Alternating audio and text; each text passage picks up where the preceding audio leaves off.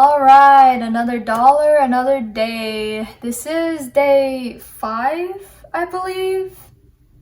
Day 5, yes, of the Booktober challenge, and we are in it full swing, and I am regretting it full swing.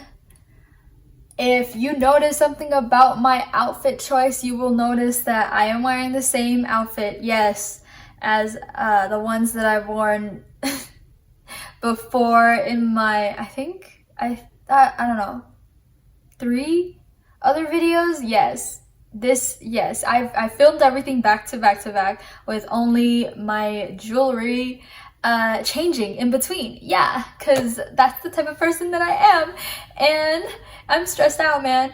But we will keep on going. We will keep at it for you and your viewing pleasure, of course.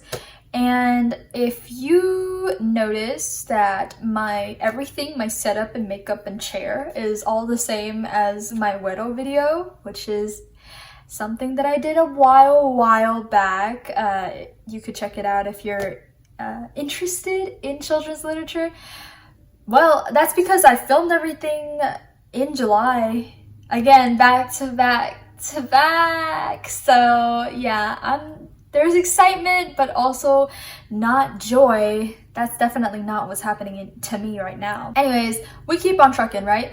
So today I decided to do something a little different. I know that for these Booktober days, I've been doing books that are more adult and more related to adults, I suppose, or more, I guess, older, mature than a kid audience. But I decided that for today, just to give myself a bit of a brain break as well in between readings, but also still reading, I will be reviewing a book that I purchased way back in elementary school at the book fair. Yeah, I still have my books from the book fair. That's how in well condition I kept everything. Not really. There was a leak in my garage at some point, and some of my books had to be thrown away because they were too oily at that point. But it just goes to show how much of a spender I was back in elementary school. I really spent dough on all these books. And did I read some of them? No, but I still have some of the books. So one of the books that I still have that I didn't even read in elementary school, that I'm reading now, way into my years, not way, but into my years, I suppose, is called Zombie Dog. What? Look at that. Zombie Dog. This is by Clare Hutton, I believe, if you see her name. This is a Rotten Apple book. I believe they had like a series or something like that. Scholastics had like a series called like the Candy Apple books, and there were some books. Hold on. The Candy Apple books itself were for young girls, but I mean, like, anybody could really read it. They had like a branch off of it called like the Rotten Apple books. I believe the Rotten Apple books were for zombie stories, and then they had something called the Poison Apple books, which is more paranormal stories, I believe. From my deduction, this is actually not information I searched up. I just deduced it based on the 2 books that I have remaining. The one is a Rotten Apple book and the other is a Poison Apple book, so I just figured, you know, that's what they did with that.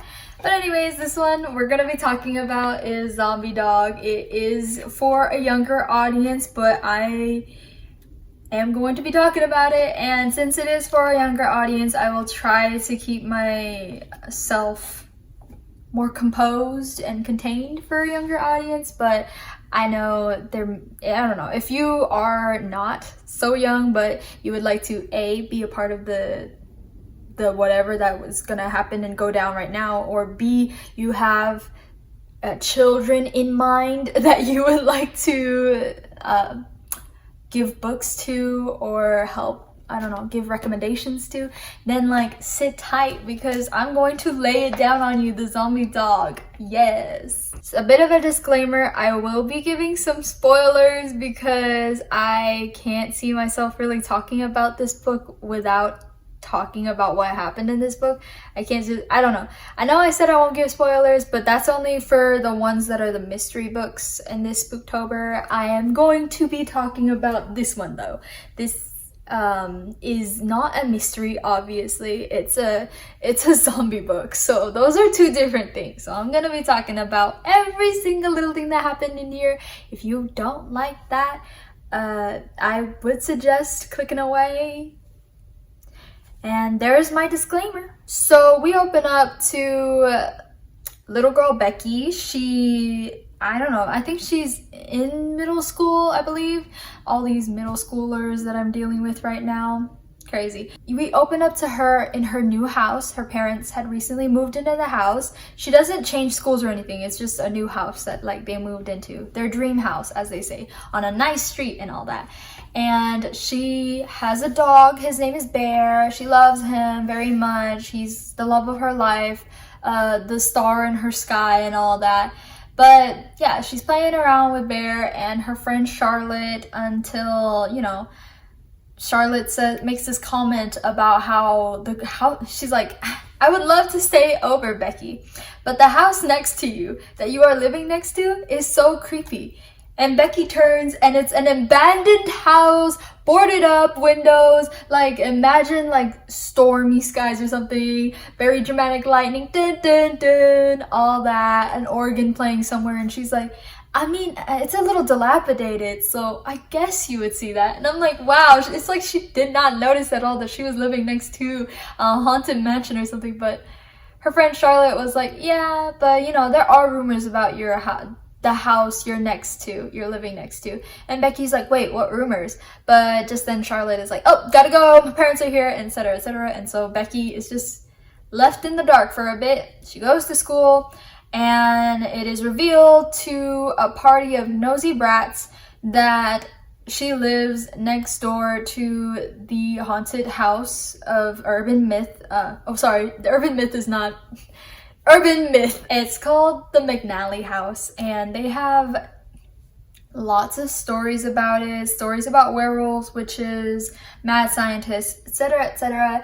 And Becky, she is the type of person to want to keep a low profile. She doesn't like people poking and staring and prodding at her for living next door to the McNally house. So she's like, it's not that haunted or scary. She's like, there is probably an explanation for everything, duh, blah, blah, blah, blah, and all that. But she gets super self-conscious, and what I didn't expect throughout this whole book is that there's like the zombie plot, of course, and then there's this subplot about friendship and the way that Charlotte and Becky used to be best friends and they used to do everything together until this year when Becky moved away. And Charlotte is talking to other people and making other friends, so they see each other less and less often. So, you know, Becky already feels the loss of her friendship in that way, but also the fact that she's being put on the spot for living next to a haunted house is off-putting to Charlotte. Charlotte doesn't really seem to want to be associated with her because of it, so Becky also feels kind of self-conscious about her own oddity in that way because of that. And it's just interesting because I was not expecting a friendship subplot, and yeah, I should have known better. You know, these stories, they always get you at your least awareness, I suppose. Becky also meets this dude named Nate. All I know about him is that he's got shaggy bangs, but Nate, I think it's this guy, but obviously he's the love interest / friend interest as well, because this book is funny in the fact that it does not separate the two. So I love that. I like that. One day, Bear, Becky's dog, goes over to the McNally house and he finds a chew toy, a ball, like a dog toy ball, but it's like molten and gross and like not molten, moldy and gross and all that. It's like stinky and all that. And you know, he gives it to his mistress, Becky. And also one thing to know about Bear, he's a good dog, he's a loving dog, he loves Becky with all his heart, obviously, but he's just not a very good well-behaved dog, if you know what I'm saying. He likes to act a little bit rowdy, I suppose. Not rowdy, but just a little bit not military style, you know. According to Becky's father, he's not everything a dog should be, and well trained and well behaved and all that. So Bear's not a good student of etiquette, but he's a good person. So Becky takes the ball that he gives her, and she smells it, and it stinks, obviously. So she throws it in the trash can, doesn't think about it later anymore, but she sees that there's like a storm that brews all of a sudden, like lightning all of a sudden comes out of nowhere when the sky was clear and everything. So you know that something has been awakened, or something has been angered in some way. So yeah, and she's just like, that's weird. Anyways, it goes on about her day. Late at night, she starts hearing these scratching noises, and also these little like low plaintive growls on the other side at over at the McNally house. And at first she's like, it can't be zombies, or not zombies. She doesn't even know what it is actually, because again, the stories about the house is so mixed up. So she's like, what is it exactly? But then she starts smelling things at night. That was the scariest part, I think, for me. Like, I wouldn't have been, I don't know, I was reading this when it was night, and I was just kind of like, okay, vibing with it. And then they said it smelled like something dead. It smelled like decay, and it just got stronger and stronger, and it kept coming closer and closer. And I was like, oh no, that is terrifying. That smells, yeah, no. So she starts smelling stuff. And she also, you know, she heard whatever it was start digging underneath the fence that they have between the two houses. And so it's actually made its way over on the other side towards like her house's side of the fence. And it kept like scratching at her front door all night, which is so scary. But the scent as well, yeesh. And then when she wakes up the next day, you know, like the pathway that the whatever entity, we know it's a zombie dog, but she doesn't. Whatever entity it was, it killed the grass that fell along its path. So it made like a pathway from the under the fence over to the front door, but like in the path that it walked, all of the grass died.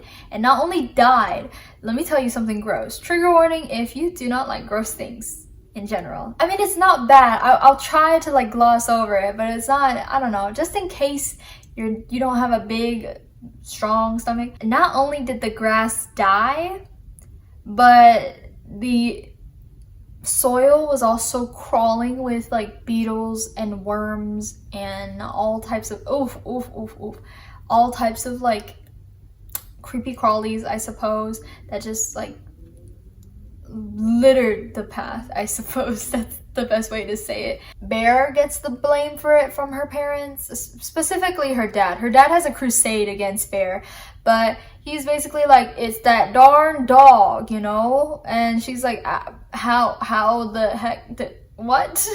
But yeah, no, she's like, why would grass die when, you know, he doesn't exactly put two and two together. He's not the smartest. I don't think he's an accountant. I don't know what he does for a living, but I don't think he should quit his day job for sure. But he basically blames Bear, and now Becky has this threat that's looming over her head from her dad, where he basically says, if you don't keep that dog in line, we may not be able to keep the dog, and you know, all that. So she's like, no, but it's not Bear. Bear wouldn't do this, blah, blah, blah. And lately, Bear has been changing personalities almost, temperaments.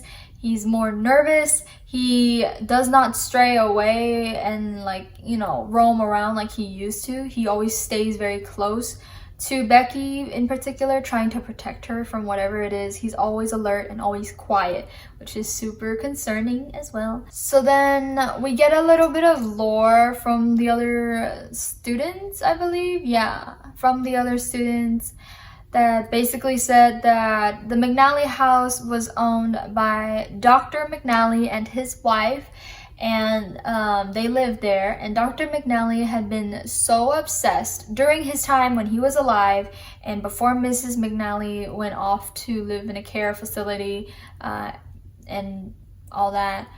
Dr. McNally had been obsessed about curing cancer, and he tried to find this herbal remedy for cancer. And in looking for the herbal remedy, he felt like, oh, I can even conquer death. Like, why not just like conquer death in general? And he started experimenting on all these different animals, but they would always come out weird and not right. And so, you know, his colleagues gave him a wide berth up until his death. The house has been left empty ever since and all that. And at first, Becky's like, okay, that is a crazy story, whatever.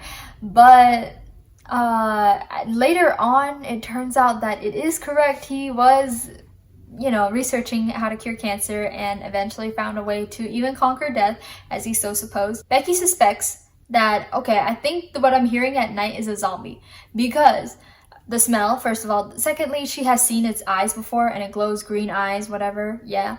Thirdly, it also seems to affect the weather, which I did not know that zombie lore says that they can affect the weather, but that's good to know. The entity, basically whenever it's mad or whenever it's upset about something, like it rains. And also the fact that, you know, everything around it dies. So she's like, oh, I think that this is a zombie. But she doesn't really have anybody to tell about this because she's afraid of being ostracized, except for Nate, her friend slash romantic interest. He's just a good buddy in general. So he's like, you know, I don't judge and I'll help you. And she's like, thanks, man.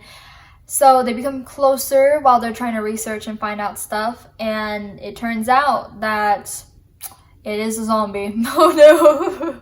And it turns out Becky gets a chance encounter with this zombie when one day she's throwing out the trash and then she hears growling behind her. She turns around and it's a dog. A zombie dog, obviously.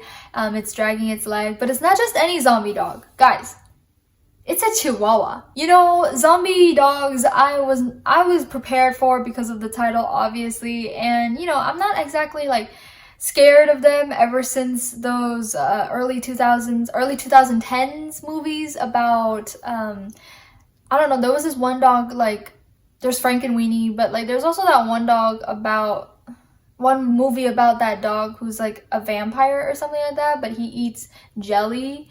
I don't know if y'all know what I'm talking about, the movie that I'm talking about, but it's a dog movie about that. But ever since those movies, I have stopped being afraid of animals posing a threat to me. But a Chihuahua, oh no, I'm sorry, I have to leave, I have to go. I felt visceral fear when I saw that like word on the page. No, I felt goosebumps along my skin because I don't mess with Chihuahuas. Not at all. Those are little ankle biters. You will die. Absolutely not. Even a regular schmegular alive Chihuahua is a threat. So absolutely not. I was upset, obviously. I was upset with what the turn of events was all about. But yeah, she gets chased by the Chihuahua dog, obviously, because Chihuahua dogs would chase you, zombie or not. And she gets chased and she's scared for her life because it's not conclusive whether a zombie bite in this universe will turn you into a zombie. She's not sure if like the rumors are true on that. So she's trying to avoid being bitten by the hound over there. So, you know, she manages to get to her house safely and lock the door before the dog could come in. Well, now we know what our zombie dog looks like. And so she and Nate go to the care facility that Mrs. McNally is supposed to be living in right now. And they try to ask any hints, anything that they could find out about the Chihuahua and everything like that. And they found out that Chihuahua was owned by Mrs. McNally and Dr. McNally, that they actually own two Chihuahuas, one named Chi-Chi and the other named Mimi. And Chi-Chi and Mimi are sisters, and they love those Chihuahuas like that. what is it? Those two ladies from Coraline loved their dogs. What are those two names? April and Miriam or something like that. Like those two old ladies that really love their dogs enough to taxidermy them. Yes, to that extent they love Chi-Chi and Mimi. And after Dr. McNally passed away and all that, Mrs. McNally had moved to the care facility, and she said that Mimi had passed earlier than her sister Chi-Chi. And when Chi-Chi passed away, she was able to bring Chi-Chi as a taxidermied version of herself, just sitting there. And I was like, wow, that's really crazy. So we just have a Chihuahua there in the care facility. But anyway, she has Chi-Chi with her, so we obviously can guess that the one that horrendously attacked Becky was Mimi. And, well, we find out some lore about Chi-Chi and Mimi. They, of course, were sisters, but also they would each have their own like, Chi-Chi had a red collar and blue ball, I think? No, I don't know. Like, Chi-Chi had a red collar and a red ball, I believe. And then Mimi had a blue collar and a blue ball. So they had their own colors, and they had their own, like, designated collars and stuff like that, and balls and all that. And, you know, Becky sees the ball for Chi-Chi, and she realizes, oh wait, this looks exactly like that one ball that I threw away. Oh my gosh, Mimi must be waking up from the dead because I took her ball. Well, no, Bear took her ball and I threw it away. And then she realized, the night that Mimi attacked me, bro, I was taking out the trash. The trash is gone now, though. Like, oh my gosh, it was in there. That's why it attacked me. Blah, blah, blah, blah. It was very terrible. Anyways, so they go back home. They find out on the internet how to, you know, get rid of a zombie, put them to rest. They find a paste that you can make to put a zombie to rest. But also, they realize that you have to give something back to the zombie. Whatever it's looking for, you have to try to, like, help them fulfill that grudge. So of course they don't have the OG ball anymore, but they decided to take one of Bear's balls that resemble Mimi's ball, and they, like, you know, smeared the paste on the ball and then, like, went over to the other side and tried to give it to Mimi. Mimi was mad. Mimi did not like that, and she was aware. She knew, so she chased them out. So they went back to Mrs. McNally because they figured, hey, she has Chi-Chi's ball, the red counterpart, so why not, like, steal it from her and give that to Mimi. Hopefully she's appeased.